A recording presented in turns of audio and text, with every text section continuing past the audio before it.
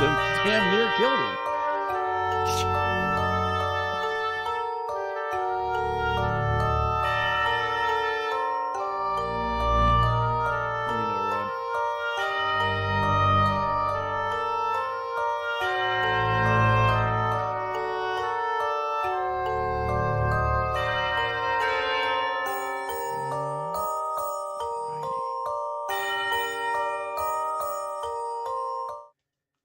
Happy Thursday, everyone. It's the fastest hour on the internet. This is Night Terrors Radio. My name is Ash Hamilton from horror-fix.com, and I am joined tonight by a bevy of co-hosts and guests. Right below me, I've got Rob Pastilli. Good evening, sir. How does it feel to be right below me, Rob? Oh, it's heavenly. Deja vu, huh? EJ Hammond coming up next in line. Hi. Followed by Sean Ed. It's a full night. We are joined by River Valley Paranormal. We're going to get to introduce these fine folks in just a bit. We've got some fantastic show lined up for you this evening. I can't wait for us to talk about all those things that go up in the night. And I don't mean that time that I saw my parents dancing horizontally on Christmas Eve. It's the gift that keeps on giving, the one that you don't want. But we're going to talk about things we do want to talk about, things that doesn't bring a tear to our eye or put us on the therapist couch tonight. And that is with River Valley Paranormal. Thanks, guys, so much for showing up.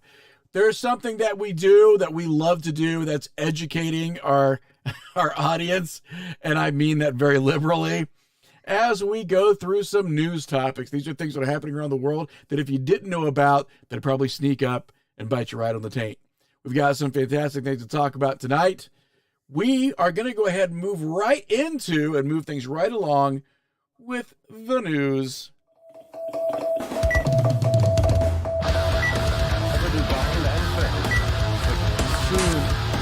Soon everyone's going to be. So we've got some fantastic things lined up. Who wants to be the first news correspondent not in the field tonight?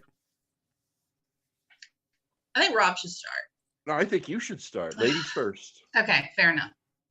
Okay, so the article that I was assigned is stating that injuries following reported UFO sightings are likely caused by advanced technology. These are sightings that are not sightings that are just from someone's grandmother seeing lights in the backyard. This is sightings from military eyewitnesses. In some cases, they're fighter pilots. And they're indicating they do not think that these burns and other things are related to adversarial contact, but it's coming from advanced technology. That makes any sense. Are these like West Virginia fighter pilots? They're not. Is the advanced technology the wheel? They're fighting a completely different war there in West Virginia, by the way. Absolutely. One that's been raging since, I believe, the 1860s. So I believe this is from the Tucker Carlson show. That gives you any reference there, indicating that they don't think the aliens are trying to harm humans, but humans are somehow walking into these UFOs and receiving damages to their bodies. I love the idea that they're just walking in. Right. Like they can't find the bathroom. Yeah. Yes. Like, hey guys, I was just on I-55. I didn't see the turn on for the service station, and well, this feels weird. This feels really weird. Ow! Ow!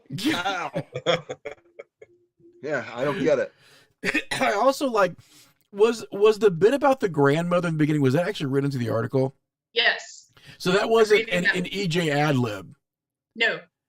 I love the fact that either you're having a real experience or your grandmother's having one. Like, there's no sliding scale. And, since it was Fox News, she was the best grandmother, an unbelievable grandmother. Of all the grandmothers, she was the best. A bigly grandmother, the most intelligent, genius grandmother ever.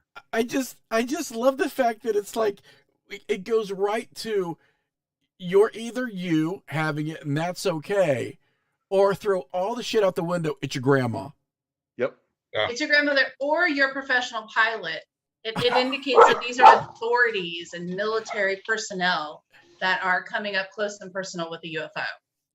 But I do like the fact that there's some admission that these things are obviously doing some bodily damage to people.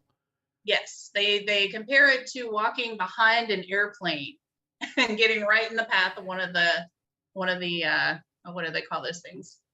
The jet wash. Sure. Okay. Sure. That's yeah.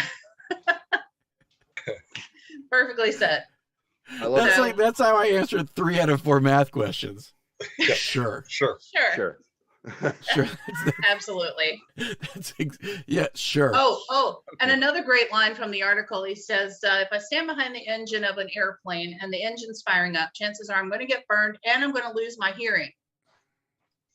So he's not just getting burned, but the hearing's going as well. Right. Yeah. So it's like a tanning bed with really loud music. Absolutely. Right. Alien music. Alien music. Right. Yes. So here's What a would that tangent. sound like? What's What, that? the really loud music? So Yeah. yeah, What so What yeah, what apparently song it's would like it be? What would aliens listen to? David Bowie, No. Life on Mars. That's right. Life on Mars. No. That's right. No. I'm gonna. No. It's You're Tangerine gonna shoot Dream. that down, Rob? You don't agree with that? I was gonna say it's probably like Inagata Devita on a loop. It's Tangerine Dream. It's Yeah. always Tangerine Dream.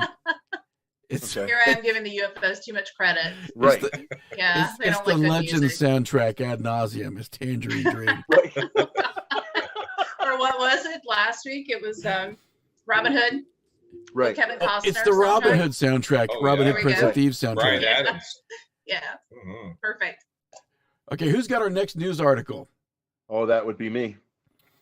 And in keeping with our much ballyhooed and now often requested, I've seen requests for it now. Our Florida man news.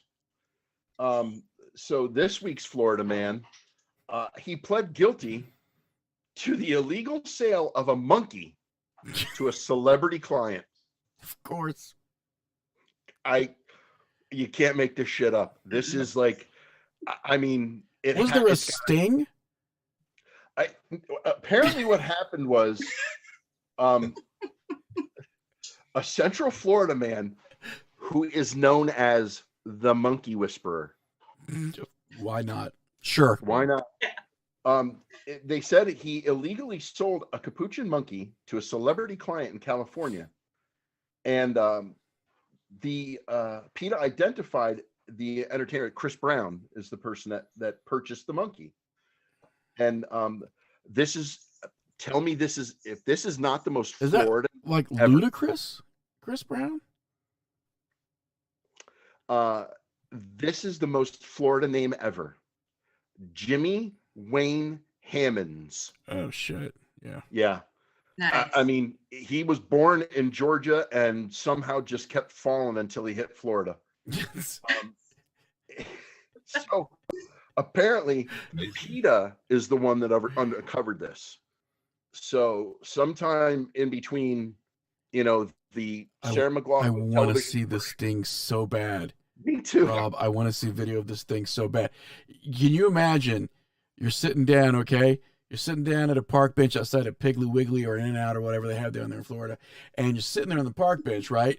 And a guy's like, hey, man, how's it going? And you're like, good, man, having a good day. And it makes this day a little bit better. I don't know. Maybe a monkey. You ever thought about it? Yeah. You He's like- got like the trench coat on and he opens the trench Do you coat. and party? a little monkey head. Do you party?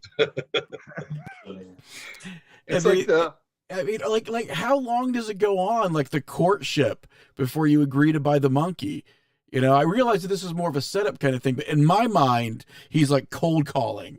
He's just Right. going to random people and be like, you like those spider monkeys? Hey, you like those spider monkeys? How about you seen the National Geographic pictures, the small ones they fit on your fingers? You like those? You like the finger monkeys? Is that the accent they have in Florida? Yeah, you know that too. I It's the same accent for everyone that we have.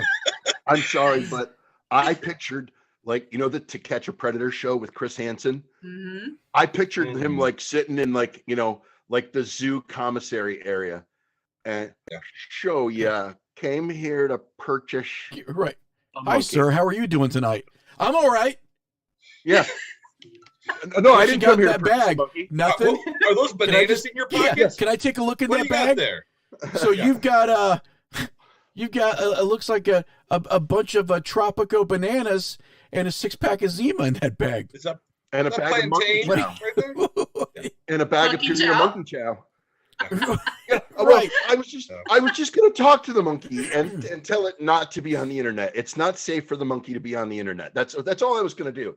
Right. I was curious. Yeah. Curious George. I What was were you gonna doing? pray. What I were you was doing gonna with this pray with tape the that says all the Marcel episodes from Friends?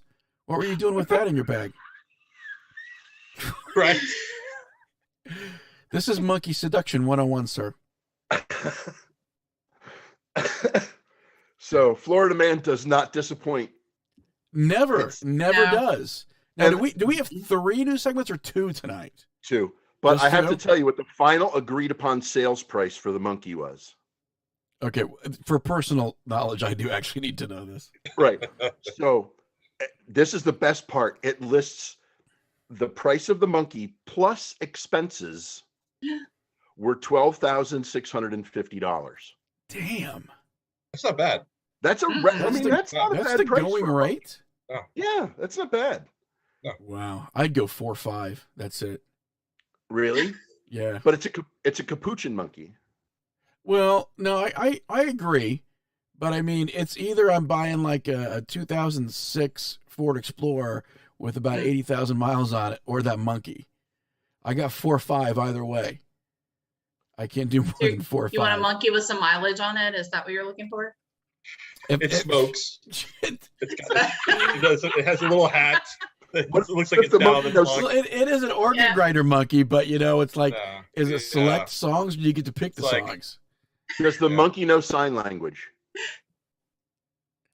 Oh, well, that ups the ante a little bit now, doesn't Right. it? If Yeah. the monkey knows sign language, I'd go 6, 7. okay. If anybody's watching, I'll go What if 6, it's one of- 7 on a monkey that knows sign language. What if it's one of the monkeys from Project X with Matthew Broderick? Ooh. I don't know about that. Mm. I don't know about that. But if I You're did kind of a, old now. if I had a taser in a big cage, though, I'd go 8, 9 for one of those Congo monkeys. There you go. The one from the Michael apparently- Crichton novel. The, I'd go 8, apparently 9 for some Michael Crichton monkeys, if anybody's got any. the going rate for a monkey under a trench coat is $12,650. So I don't know. You just open up your trench coat, and literally they just start gouging people's eyes out because, mad monkeys do that. Yeah, that's just what Yeah. happens. So So we've got some great guests lined up. Thank you so much for sitting through the news. Thank you so much for being educated about monkeys and the going rate on the black market. Sean, why don't you go ahead and introduce our guest tonight, sir? Okay, we have Adrian Scuff and his wife Tina, and they are from River Valley Paranormal. yep, she was there. We saw Oh, her. there was. Uh-oh. Or was she? Well, Ooh. Oh, Paranormal. man. it's abducted. Wow. Dog had to.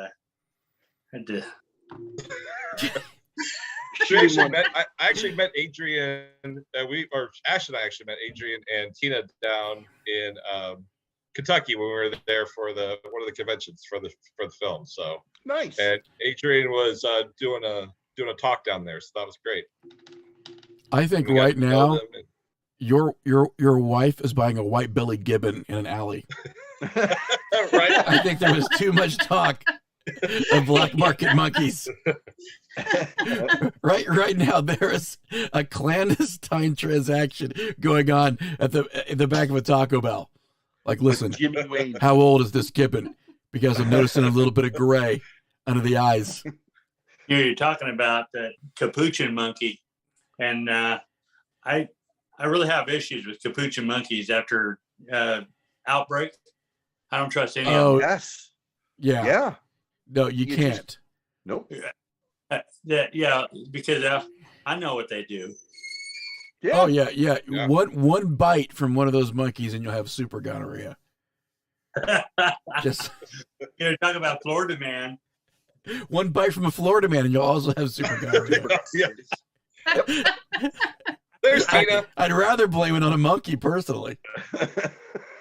I have a theory on Florida man. Okay. I think and all the Florida man stories are all one entity. It's Ooh, all Jimmy Wayne Hammond. like it's Suspect Zero. I like this. I like think it. that- EJ, you could get behind this. I know it. This is a malevolent spirit, possibly demonic, that jumping from body to body causes people to do shit. And as soon as they get shot, They go to boom, somebody it's else. gone. Have you just seen like it. the one with Denzel Washington? Yep, Mhm. Fallen. Just I- like Fallen. I was in Yeah. the Brooklyn Zoo at one point, and I swear to God, I saw a spider monkey mouth the words of that Rolling Stone song.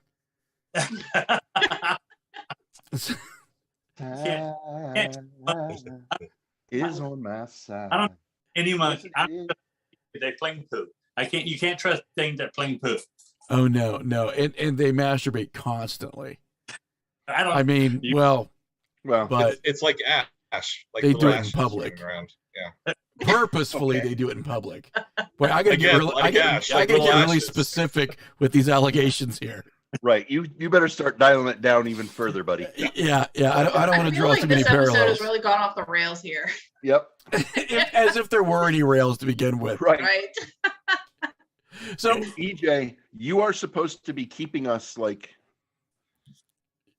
you are the guardian of good taste on this show, EJ. It's, One oh job. my God. Okay. Not One self-appointed. I had no We have idea. appointed you the guardian of Ugh. good taste.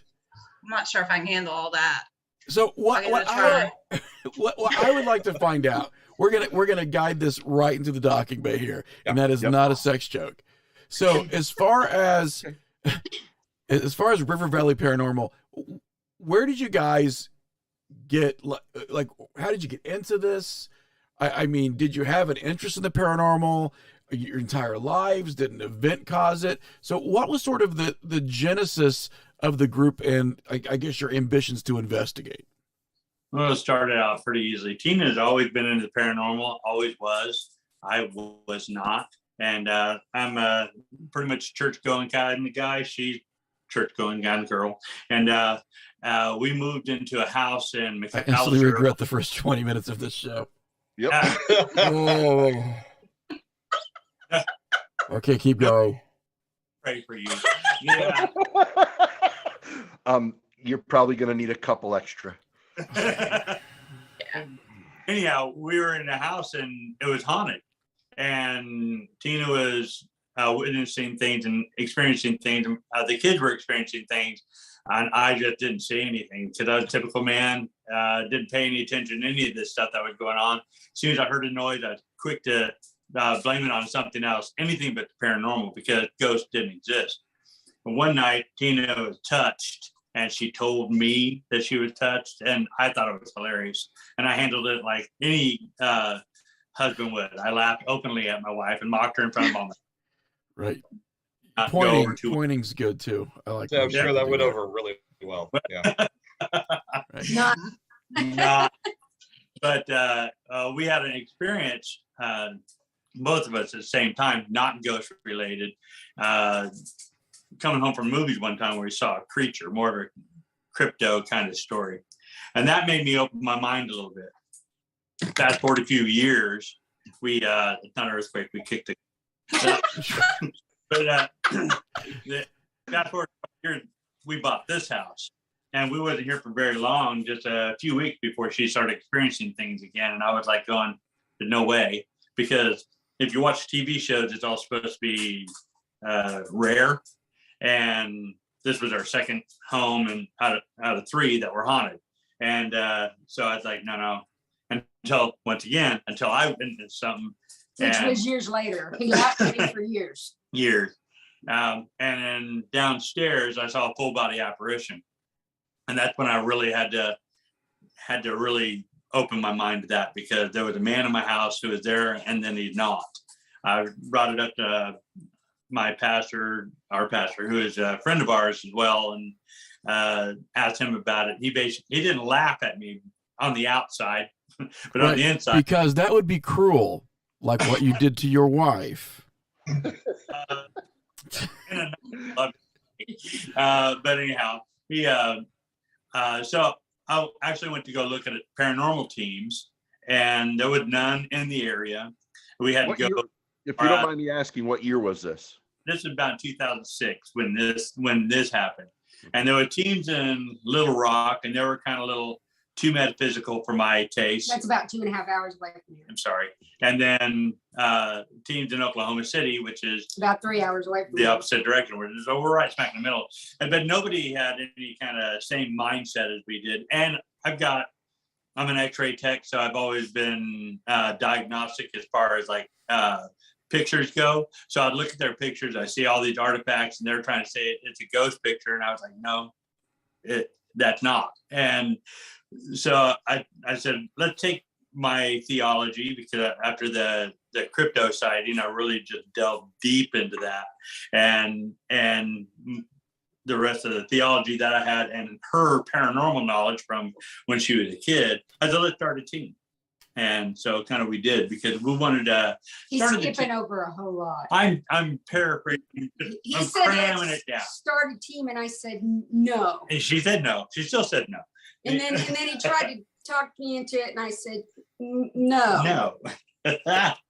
And the reason I said no was because everything he wants to do, he has fun, and I do all the work. She's the This detail. this sounds like a very similar conversation I've had with my wife. That has Yeah. nothing to do with paranormal investigating. Yeah, I'm a Yeah. veteran. I'm a veteran paranormal investigator. I've been investigating since 2000. Had my own group since 2002, and it was the same thing. I heard the same thing all the time. You get to go out and do all the investigations. I have to stay here and organize all the reports and get it. Yeah.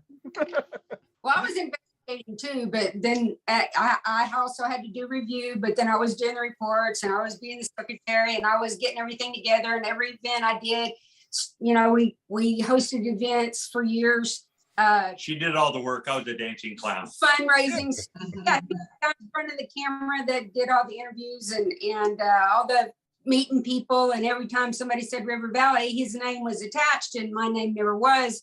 And I was the one that was doing all the work, and he was just standing in front of the camera. So nobody ever really knew who I was other than his wife. So I guess I was labeled. So there you go. It goes right back to the monkey. You were the organ grinder. No one pays attention to the organ grinder. It's all the cute little monkey that's dancing around. They have outfits on, man. It's awesome. So I want to delve a little bit into that. Whenever I hear like stories of someone seeing a full body apparition, seeing something right in front of them, I'm always intrigued. I'm always curious. Can we speak to that just a little bit, like how that happened, what the circumstances were surrounding it, and just I want some more details on that, because I'm always curious. It's your show. So quick. 2 minutes into this, it became the world show. Well, this is a 3-bedroom multi-level home, a split level home, and we had a utility room downstairs, and Ben, the oldest, wanted to have his own room downstairs so our girls could have their own rooms up here. So we took the utility room, turned it into a room. Tina and her brother did most of the hard work. Again, Hey, I work for a living. I'm not a deadbeat. But anyhow, so I had to all the plugs downstairs were broken. So I was downstairs. I'm sitting on the floor. The door to the bedroom was open to what's basically a converted garage. So I'm down there on the floor, and I'm pulling the electrical socket out. And when I do, I notice a man standing in the open room off to my left. I see him clearly. I mean, he's got a tucked in button-up shirt. He has a crew cut. Obvious man in my house. So I jumped up to handle the situation. And by the time I got to my feet, he wasn't there. There's only 2 ways he could have done. He could have come past me, which he didn't, or he could have went out the back door if he was really fast. But he didn't do that either because the door was secured by slide locks on the inside. And as I got to my feet and I calmed down, then I realized, yeah, that's right, dummy. You lived in a haunted house. Before that point, all I've seen was, like Tina had seen, shadows and blobs. Yeah, kind of like blob-like forms. Not a shadow up against the wall, just standing there in the middle of the doorways and in the rooms. But that was the first. Walking up the hall, or blobbing up the hall. Yeah, blobbing up the hall. We hear the sounds all the time. Rustling paper, she heard that. We'll hear footfalls in our outside our bedroom door, and then our door handle jiggle, things like that. But easy to just, oh yeah, we got to go. But this is the first time I actually saw him. So I have a question, from a fellow paranormal investigator to another. Do you consider that like the holy grail of sightings? Is that your holy grail of sightings? I would have to say that seeing a full body apparition is a holy grail moment, but I've got one that beats that. We were doing a public event at a old hospital. Can't say where it's at. Can't say. It's here in Arkansas. It's where we do our events. But 3 paranormal investigators saw 2 full body apparitions at the same time. We ignored them as they was walking up towards us. We're standing in a hallway, and one of the investigators come up to 2 of us and said, I thought there were 3 of you standing here. That no, just us, and there's these ladies walking up the hall. As one come in, they come up, one had stopped, the other one went on into the nurse's room, and as we're talking, look in her direction, she just fades away. And we're like, oh my God, there's, this happened. We're all seeing this. And she was walking right next to this lady over here that's not there. So 3 investigators saw 2 full body apparitions at the same time. That to me is a holy grail moment, because I could say anything. It's like when we saw the crypto thing, we saw it a good, easy 7-8 seconds in a well-lit part of town. It's not like, off in the shadows, in the trees. Oh, did you see that? And we had enough time to stop the vehicle, watch it continue its path. So that was we had several moments like that, which is pretty awesome. See, now, like, I just going to quick share my holy grail moment. We were investigating a private home, and we were in the backyard of the home, and we were just talking over everything that had gone on during the night, kind of covering it all. And we kind of did like a little summation of everything that had happened during the night. And there was a Zen bell out in the backyard. It doesn't have a hammer. The only way that bell rings is if someone strikes it. It rang 5 times as soon as we were done with the summation. Wow. There's no trees near it, no bushes, nothing. Well, yeah, if it's what you say, oh, bird, oh, something. Right. No, this was at like 2 o'clock in the morning in the middle of an open backyard, no bushes, no trees, no nothing, just the bell hanging on a large arc, and it rang 5 times. And that was the one moment, it was very early on into my career of investigating, and I was just like, okay. I looked for so many plausible reasons for it, like I'm sure you did for the apparitions. And then when you eliminate everything else, once you eliminate, then you have to accept, what's there. And it was just one of those things. I'm sure you went through it. Oh yeah, no, it bent my brain. I think the creature in McAllister is what bent my brain more than anything else, because we still don't know what that was. Still don't know what that was. And it was Florida man. Florida man. Florida man is scary then. Can you describe what it looked like? What did it look the cryptid that you saw? What did it look like? Or can you describe it? Yeah, it was, well, when we first saw it, I thought it was a big cat, not a domestic cat, a Like panther. a panther. But then it didn't have a tail at all.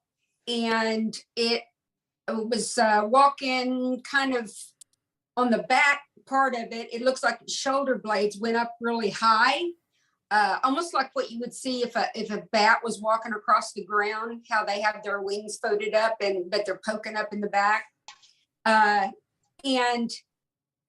But it was about the size of a big cat. It was about 6 foot long, and it was maybe 3 foot up off, 2.5, 3 foot up off the ground, walking on 4. And right at the last minute, as he was crossing the road, it was a 4-lane road that we were going down. Main intersection. He turned and looked at us. We were stopped in the middle of the road. I mean, it was in the middle of the night. It was probably about midnight. And he just turned and looked at us as he was finishing crossing the road. Like he knew we were there. He was just acknowledging that, I guess, that he saw us, but his face was smashed in, kind of like a bat. And so the first thing I thought was gargoyle. I don't know why. That's just what flashed in my head. I went straight to at the demon. But that's what he looked like. Yeah, it was enough to really just stun me.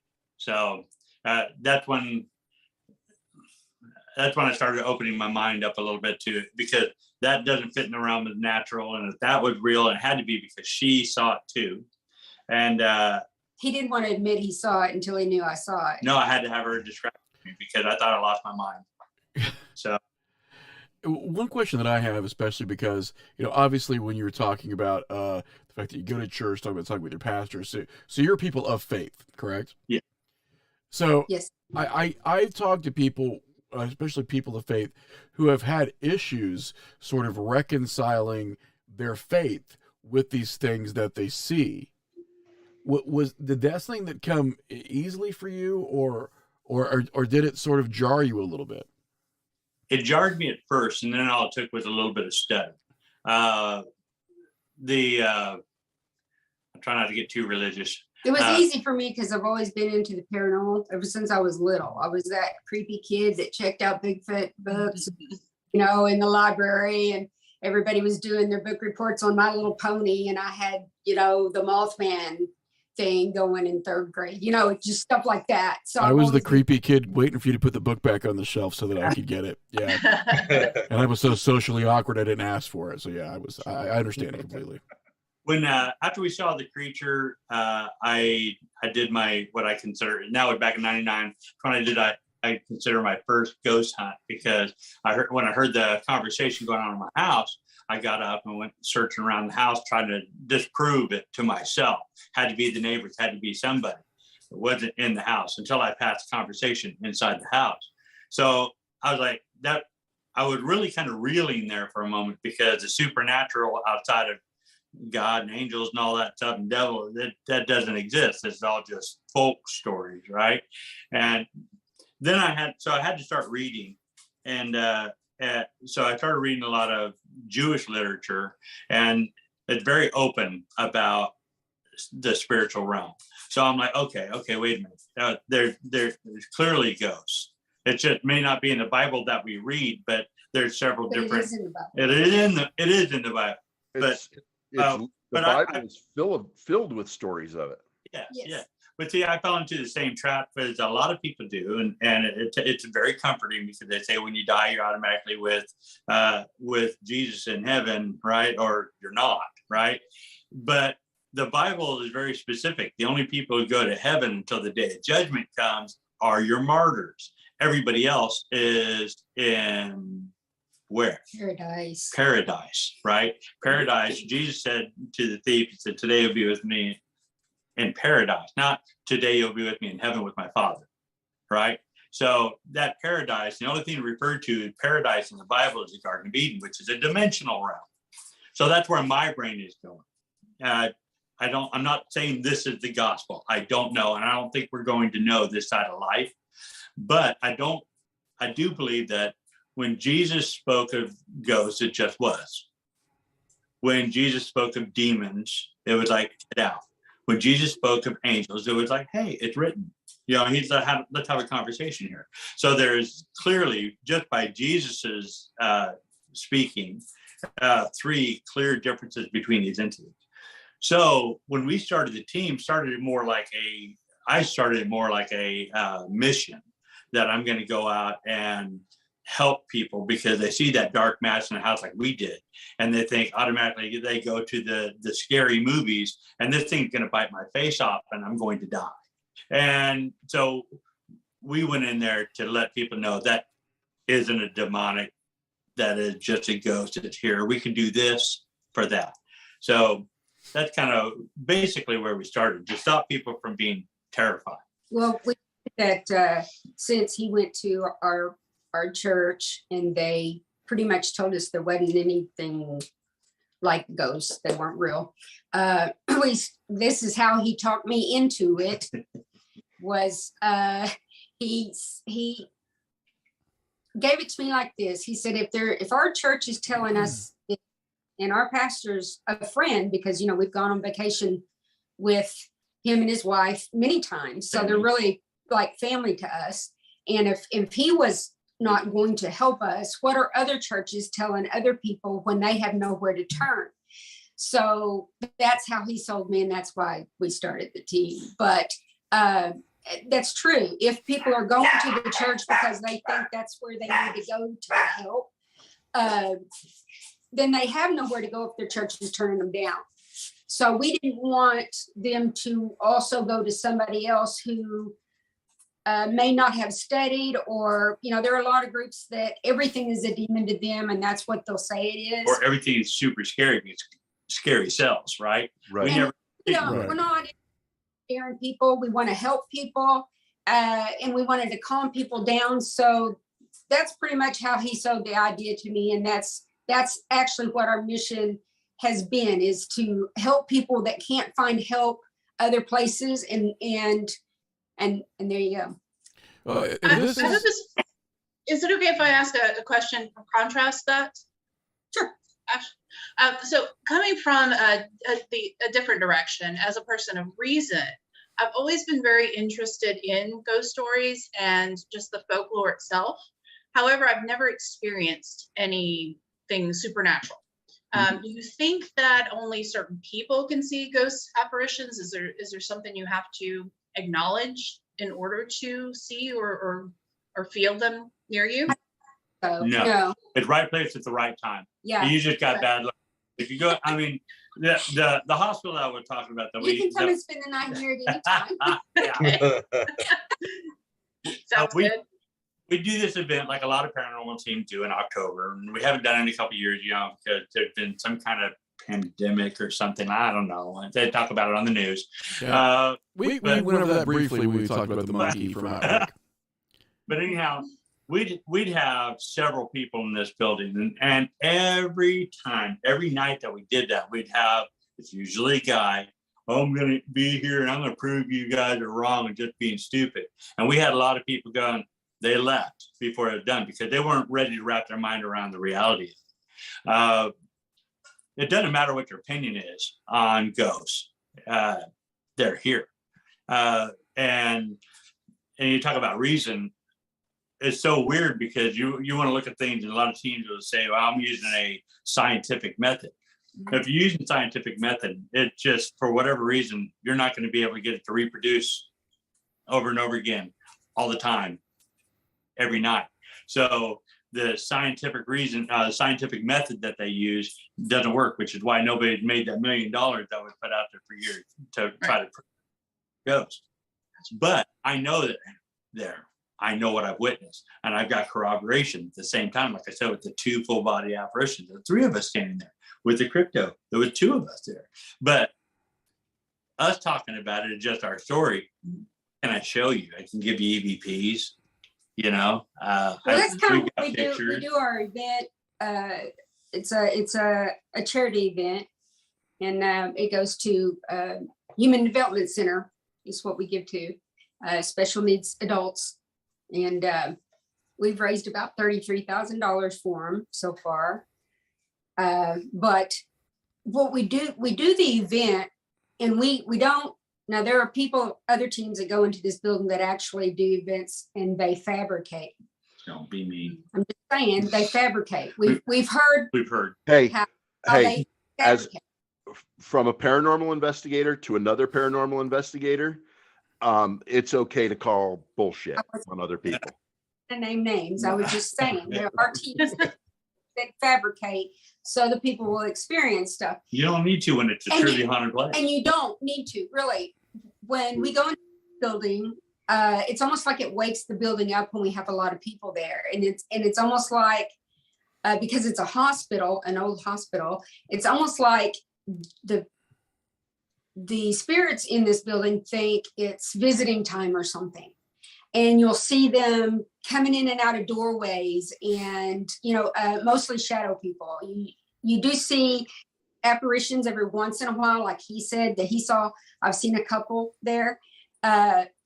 Usually you just see like an arm. Yeah, or feet. I've seen shoes walk across the hall. There wasn't anything attached to the shoes, just shoes and stuff like that. You see a lot in this building. One year, it just happened to be a year I was sick and I was downstairs and wasn't going up in the building. All night long, people were going, "You should have been up there. There was a face following me around," and I'm like, "Of course I'm missing it," but I had to stay by the bathroom because I was sick. But in this building to help people, because most people run up and down the hallways with their flashlights on, and they don't pay any attention to things that are moving around them. So we just kind of sit and watch. Is what our team is just there to kind of point out stuff that people could be missing. And my favorite thing to do is to stand in the hall up against the wall and watch people walk up and down the hall. And shadow people will come out the door and follow them up the hall. And it cracked me up because I don't even know that they're being followed, because they're too busy bouncing off the walls and playing around and scaring each other and not really paying attention. And then I get their attention and go, you were being followed. And it upsets them at first. And then I pull them over to the side and we watch the next group of people walking up, and I'll go watch the doorway that they're getting ready to pass. And then they'll see the shadow person and go, "Oh my God." It's a stuck air moment. And then people will go, "What are y'all watching?" And then I'll tell them, and then they'll stay with me. And then I'll point it out. I'll say, "Watch that room." And these people are going to walk by and something will come out of that room. And then they see it. And before too long, I have 15 people standing around me talking about, "Oh my God, there was somebody following you. There was somebody following you. Yeah, there was." Shot around. And that's, it's like, "Oh my God, I didn't see that before." And that's why we say you're running up and down the hall too fast. You're almost too close. You need to slow down and look into the doorways. Sometimes if you just look in a doorway when you're passing by, you see something move in the room. And it's there to kind of teach them how do you see that? I said, you just got to be still and watch and be aware of what's moving around you and just kind of view the whole space of the hallway, not just what you're looking at right in front of your face. And usually you'll see something, anything on any floor. I mean, it's 5 stories tall and 1/10 of a mile long, so it's a big building. And once I show them that, then you'll see people standing off to the side on every floor, because that's what I showed them to do, and they get a lot of experiences that way. Flip side of that, though, we've also been in this building and there's been nothing going on. So usually when it's just a team of 5 people, it likes people in it. It does. It likes a lot of people in it. It's like the energy of the people get the energy of the spirits moving. So I got 2 things for you. Okay. Feel free to steal it if you haven't heard it before. We get people all the time that tell us, have you ever been someplace and not seen activity? And I go, yeah. Have you ever been on a lake and not caught a fish? Yeah, exactly right. There's fish in that lake. Yeah. You just didn't catch one today. And here's the other one. I have been doing this for a long time and I do speaking engagements on it. I had one tonight. And about 4 years ago, we had a speaking engagement at a local college, and a professor of physics decided he was going to argue with me. And he did not realize that I am an engineer and understand science. He thought he was going to make me look like a fool. And I said to him, I started out by saying, what controls the motion in a human body? It's electrical impulse. correct? Yes. And I said, if you understand energy, does energy ever die? No, it just simply changes form. Okay. So what you're telling me is that my body is made up of energy. And when my body dies, that energy does not die with it. That energy simply changes form. And he looked at me and he goes, yeah, but no one else has ever seen a ghost. And I said, sir, just out of curiosity, are you familiar with the quark? And he went, yeah. And I said, has anyone ever seen one? And he got real quiet. And I said, is it true that physicists had to use 4 dimensions of math to prove the existence of the quark? And he said, yeah. And I said, so how come you get 4 dimensions to prove your theory, but I don't? He stood up and stormed out, wrote a letter to the president of the university saying that we should never be allowed back there again for a speaking engagement. Yeah, because he can't handle opposing logic. Right. I mean, opposing logic. You're using his logic. Right. I mean, it sounds silly, but like you said, you know, it's teaching someone to step back. It's not always diving in. Sometimes it's falling back. Well, I was a full-on non-believer. It wasn't like I wasn't skeptical. I was a non-believer. Tina was talking ghosts in her house. I was openly laughing at her, inciting my friends to laugh at her. Tell them your ghost story. This is hilarious. I'm eating crow. So, but that's all right. Crow tastes okay. But it's one of those things where, I mean, we're all willing to say that it doesn't exist. You know, I face that argument all the time. It's so easy to just say, than it is to put to just step back for a second and entertain the possibility. Yeah. You know, and it's like a lot of things, Rob, and not to interrupt you, but and this is something that I think a lot of people in the Midwest, for example, can relate to, is that in the Midwest we actually have weasels. We have a ton of them, okay, and some of these weasels outside of their burrows can get 2.5 to 3 feet long. I've never seen one. I've seen a ton of weasel holes. We have a ton on our property. I can go out right now and probably point to 20 holes that I know almost irrevocably are holes for weasels. There are people's property that they're riddled with these holes, and they still haven't seen them. So, to me, it's the burden of proof really doesn't. The burden of proof to me doesn't lie with having to verify every story. The burden of proof actually lies with verifying one. And that's what people sometimes forget. We not every story about ghosts, not every story concerning UFOs or cryptids have to be true. They don't. Unfortunately, sometimes the diehard skeptics, the way that they approach this is verifying every story. Yeah. If there's one story that's false, or if there's one story that has been falsified, then the entire phenomena unravels. And I think, unfortunately, they don't look at it the opposite way, which is we only have to verify one. That's really all we need. Only one story about ghosts has to be true for the phenomena to be valid. The same way with, look at the abundance of photographic, video evidence and firsthand accounts of UFOs. We're talking millions.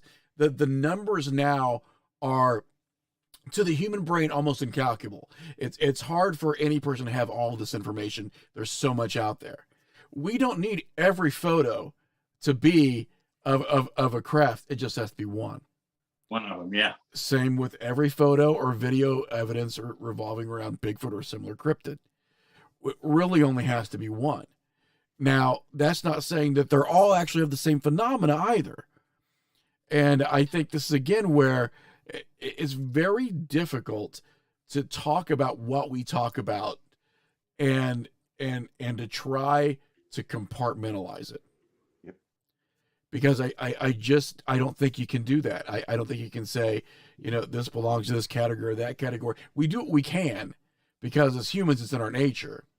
But I think for the most part, I think all this stuff is probably far weirder than we actually think it is. Yeah, probably. I think if we throw out the strangest explanation, it's probably about a 3 on how weird some of this stuff actually is. And I think some of it that is what we consider supernatural probably relies in the realm of preternatural. We just don't know what it is yet. But that's not saying that it has an explanation that is grounded in what we think reality is. It's something probably far, far weirder than that. Probably. Truth is always stranger than fiction, right? But one of the things is that when we started the team, like I said, we started it as a ministry, as on a mission to help people. But I was just like everybody knew in the paranormal, I'm going to catch the piece, right? I'm going to prove the existence of ghosts. So we're going to do this. We had a lot of data that we got early on, and buying all the gadgets. And then a few years back, I changed back to the original reason for the team. And we're here for the people, not for the supernatural entities. And so that takes a lot of pressure off of us. And actually you'll notice that we don't put a whole bunch of paranormal investigations out there because we do homes and we deal with real people who are experiencing stuff. We're there for them, not to get a picture or get that great EVP. Although we've been in books, we've been in some shows, but that's not our goal. Yeah, it's funny because, as I said, I've been doing this for a long time. Just last year, I got offered my 9th television show, and I still haven't said yes, and I still won't say yes.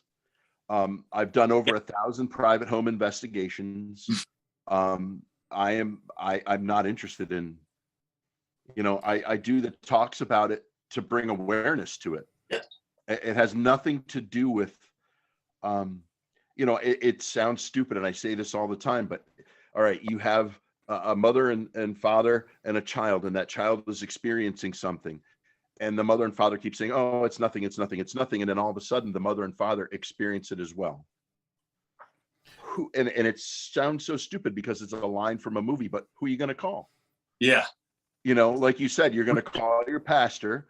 And, exactly. And if your pastor is not a believer, then your pastor's going to tell you that, it's nothing or, it's nonsense.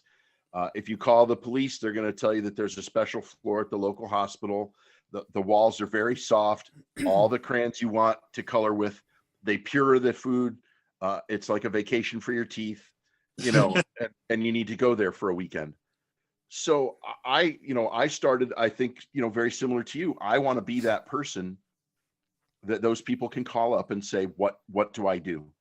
I want to be the person that walks into that home, like you have said, and say, here's what we can do to help you. Here's what we're for.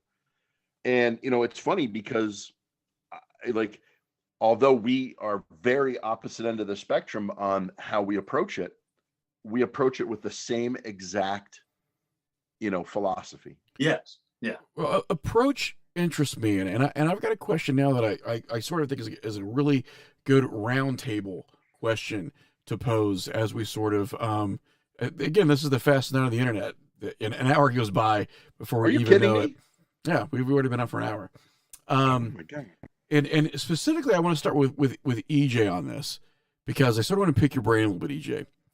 So, and I'll give a little bit of background on why this question fascinates me. So at one point in time, I worked for a company that was largely Korean. I was one of about 3 fluent English-speaking people that were in the company. Not originally, but there was a big layoff, and luckily I was one of the ones that they kept. So I got to be very good friends with a lot of the Korean staff there. And one person became really good friends with, and in fact, it'd be great if you would listen at some point in time because I haven't talked many years, is this guy, Rodney O. I just call him O-Rod because A-Rod. Anyways, we had nicknames for everybody. But anyways, as it stands, Rodney O was a good friend of mine. And Rodney O was very much of Korean culture. Some of the things that he did just fascinated me because I had met people who were Korean American, but not people who were so steeped heavily in Korean culture as Rodney was and his family. So we were sitting around one night, and he was a fantastic guitar player. And I said, you know, your guitar playing is insane. Like, it's like supernatural, it's effortless. This is like an extension of you. And he was like, well, he goes, that's how we view a lot of stuff, you know, in Korea, is that most of what you do is an extension of yourself. You know, he goes, American Western culture, we separate things so often. And he'd talk about that. Like, we have this desire to separate everything. And we started after that to get on differences between Korean culture and Western culture, specifically American culture. And because I'm interested in this stuff, I said, well, what are your guys' views on, like, the supernatural, for example? Like, what are your guys' views on it? And he's like, it's interesting you should say views because there's not a lot of opposing views in Korea. It just is. People commonly talk about seeing their relatives, their deceased relatives. And people commonly talk about engaging in conversations with them. The idea of this fear or being scared seems to be largely absent in Korean culture when it comes to the mystical or the spiritual realm. So as a question, do you think we would look at things differently here in the States if, like Korean culture, for example, someone were to approach us and go, oh, this is just a loved one. This is just someone watching you. This is someone participating in your life now. You should talk to them. You should honor them. Do you think our views of the paranormal would be radically different? Do you think your views would be radically different, EJ? I do, yes. I think that not truly believing in moving on beyond this world spiritually, I feel like that might give us permission to name the memories of people that we miss.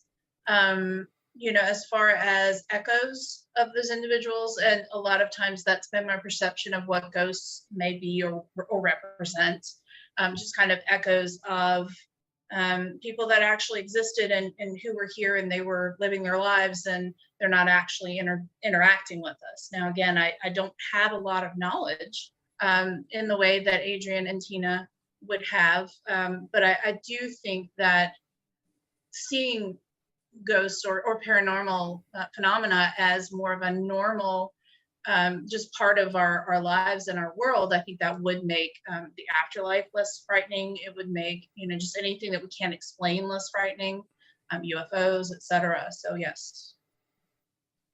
Yeah, it was. I love talking to him about it because he would cite a million times where, like, his mother would talk to his grandfather. And it was just very commonplace. Wow. Like, most of the time here in Western American culture, the way we approach subjects like that is we always give the disclaimer. Now, you're going to think I'm crazy.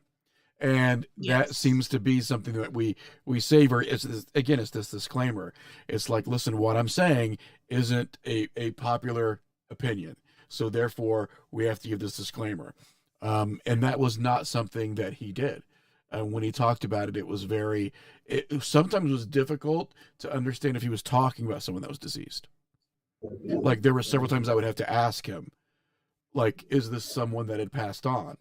And he'd be like, yes.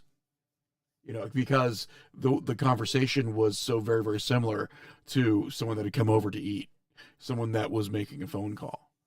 So that's something I'd kind of want to ask you, Rob. And also, Tina and you guys, is that, do you think that we would have considerably more evidence if instead of approaching these things with fear, we were walking up to these things and saying, listen, what can I do for you? Who are you looking for? How can I help you? Do you think that everything would be different? I think that we spend so much time, as children being told that there's no one in your closet. There's nothing under your bed. Ghosts aren't real. Monsters aren't real. Those things never happen. That's not real. It's all in your imagination. That eventually we get to the point where we can explain it all away. And we explain it all away because we have been told so many times it doesn't exist. They're not real. Your parents have told you so many times. All right. When I was a kid, I had an invisible friend, George. I made my mother set up a place for George at the dinner table. She used to tell that story all the time. I used to make her put food on George's plate. He was not invisible. I don't care what my mother says. I saw him. He was there. He talked to me. And that kind of, sent me down a little bit of that path where it was okay for me to believe. But again, my parents, because we're told so often it's not real, it doesn't happen, it's almost like it's beaten out of you. So yes, I believe that if our culture was more welcoming of the idea of an afterlife, or in my opinion, a continuance of energy, scientifically, energy does not die. It simply changes form. Where does it go? It continues on. A continuance of energy. If we were to have that acceptance of that continuance of energy, yes, I think it would be so much easier for us to then accept en masse. Adrian, Tina? Wait a minute, I'm going to start first. Well, mine's small. See, my parents didn't ever tell me stuff like that. My mom believed in UFOs, and my mom believed in ghosts, and my mom believed in stuff like that. So, which is why I was probably the creepy kid checking out those kind of books, because I was told that doesn't exist or whatever. So throughout the years, I've studied on the cryptozoology stuff, and I've really been interested in ghosts. UFOs, not so much. I think I've seen one once, but mostly crypto and ghosts interest me, and I never had anybody squash that. And I've had experiences here and there through my life, just little bits, dreams that come true. And my grandpa is gone, and on occasion I smell his tobacco, like he's smoking his pipe right by me, and it'll just be in the middle of nowhere, for no reason. It wasn't that I was thinking about him or anything. Of course, that makes me think of him because it was a very specific cherry smelling tobacco. But I've had experiences like that throughout. So I guess, like you were saying, if you don't have that parental authority squashing you, then I don't think I was ever scared of it. So maybe that's why I am weird like that. Well, we weren't raised to not believe that stuff. I had an aunt who is psychic. My mom had some kind of abilities. I've been told I have some. I don't believe it, but I agree with the like your Korean friend, ancestors. The Native American do it. All the Asian culture does it. They have it all over the place. So a lot of people do that, and I can get on board with that. But also as a Christian, and had been noted in our conversation that I had at the presentation that I gave, that you weren't there to listen to because you're showing some kind of movie. Anyhow, I want to say that there are things out there that mean to do you harm. and I'll say, like you're saying, it's energy. It's got to be something. We Christians refer to that energy as a soul, and that soul, that intelligence there, that doesn't go away when this body, this vessel dies, goes away. Now, Tina will say, asshole in life, asshole in death. And so not every negative thing out there, not every malevolent thing is not necessarily a demon, but I do believe in demonic forces, and I do believe that they work slightly different. And that's where certain teams with a certain mindset come into. We've done over 200 investigations. We've only run into one that we would consider that kind of a case. Now, we've had several jerk ghosts, for that, no doubt, but only one. And some teams and some TV shows, but every time it's a demonic. Yeah, don't get me started on the television shows. The whole other hour. Oh my God. But like you're saying, if you believe in ghosts, a ghost is just a dead person. And yes. Like you said, an asshole in life, you're an asshole in death, whatever. That's fine. You can if you want. but I'm saying sometimes there are entities out there that will present themselves like a normal ghost. Mm-hmm. And then as you investigate, you kind of find out that these entities are utilizing this, just like all predators in nature will try to present themselves in one way and then pounce. And that's what was happening in a specific case that we investigated that I speak on quite often. There are a lot of they can explain, and then they get their backside handed to them. Now, I'm curious, Sean, because Sean and I have sort of talked about sort of our upbringings and where we were at when we were kids and sort of our family dynamics.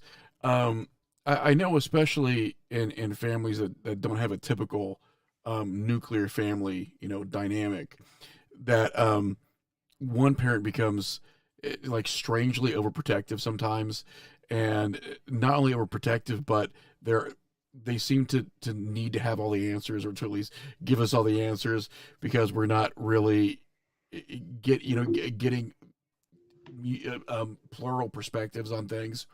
So do you think that it's easier for a parent to be dismissive so that they're still sort of looked at like as, the authority figure they look like, because they have all the answers, that, they're able to quell fears? Do you think that that's a big part of why we look at this phenomenon the way that we do, is basically just parents not wanting to admit that I'm just letting you know. I am looking at the chat right now because I'm waiting for your mom. I mean, I think that my mother was largely not dismissive, by the way. She right, I know yeah. she was. I was saying she seems like she's not. Yeah. No, I think I come from a very Irish Catholic background. I'm sorry. And yeah, no, I love it. Like, we come from St. Patrick, Missouri. It's got the Shrine of St. Patrick. It's amazing. But I think the thing is like, kind of going off of what you said, Ash, a lot of it as a parent, and I've had, my children are older now. And one of the things that when they've come to me about questions about spirituality and like my personal beliefs and what they've experienced in life, especially comes to like the paranormal, and of course, like, teenagers always, are in for the thrill of the moment, as teenagers are, for just experiencing life. But I think a lot of, as a parent, one of the things is that we want to be right. We want to have that ability to pass on knowledge, but there's also kind of that level of protection. Like, we want to make sure that as a parent, that our kids are safe. And I think that for a lot of people, they don't know how to handle a new experience that they can't explain, fully get a grasp on. And I mean, we see this in all walks of life, but especially when you start talking about afterlife and paranormal and ghost hunting and anything like that, like, you start talking about things that there isn't concrete rules out there for everything. There's a lot of evidence backing a lot of stuff up, but when you can't just sit there and say, I definitively know and I can prove it, but I have a pretty good idea and I'm going to try to show you what I mean, then you get that that you don't want to seem like you're the dam starting to have cracks in it, and because you seem vulnerable, and your kids don't, you don't want your kids to see you as vulnerable. And so I think a lot of times parents will easily just bring the iron curtain down, shut it out, and say, just, scare them into not doing what they want to do, which is explore and understand life and the universe and everything. And I think that inevitably, like all persistent parents, they're going to do the opposite. The kids are going to do the opposite of what you tell them to do anyway. So instead of educating them, they try and instill fear. And that's something that thankfully I haven't had a huge amount of, but because religion was a very big part of my family, but I was able to kind of experience it maybe similar in the ways that, say, like Adrian did, where I had my skepticism. I guess he was more of a non-believer, but I was more of a skeptic, but then started to kind of understand how I could merge the two. And my change in my faith has been pretty drastic. So I have a much different idea of what I believe in now, but a lot of that's come from the experiences that I've had. So. Well, I've had a great time tonight, and I want to thank both of you for being on with us. Again, it's a very, very fast hour. We even went over the hour, which I'm fine with, especially when we get engaged in some conversation like we did tonight. So people who want to learn more about what you do, how they can contact you, what's the best way for them to go about doing that? The best way is through our Facebook, Ohio River Valley Paranormal Research Investigations. Just go to RVPRI. You can find us on Facebook. That is really the best way. We had a website, but the Chinese took it over. The Chinese took it over. So if you go to rvpri.com, I don't know what you're gonna see, but if you can read it, if you translate it for me, I'd appreciate it. But anyhow, yeah, the Facebook. Your mom does not disappoint, Ash. At all. No, she never does. I would thank everyone who was on with me tonight. She's like, I'm gonna hunt you. That's what it is. Yeah. How about with cookies? Right. If anyone is willing to haunt me, if you do it with cookies, it goes over a lot easier with me. So I want to thank everyone who was on with us tonight. I think River Valley Paranormal, I think we had a great discussion. As always, Thursdays go by ever so quickly. I want to thank Sean Ed. I want to thank EJ Hammond. I want to thank Rob Pastilli. And I want to thank River Valley Paranormal. Thank you so much, Adrian Teeter, for being with us tonight. I had such a fantastic time. And I cannot wait for next week, whatever that may be, because when everything lined up right now. But it should be very, very good. Wait, I'm going to be live in studio with you.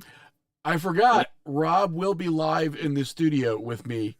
Rob is venturing out the perilous journey to the Midwest. Rob will be in Illinois this time next week. Yep. All right, guys. Thank you so much. As always, tune in every Thursday at 8 p.m. Central, 9 Eastern for Night Terrors Radio.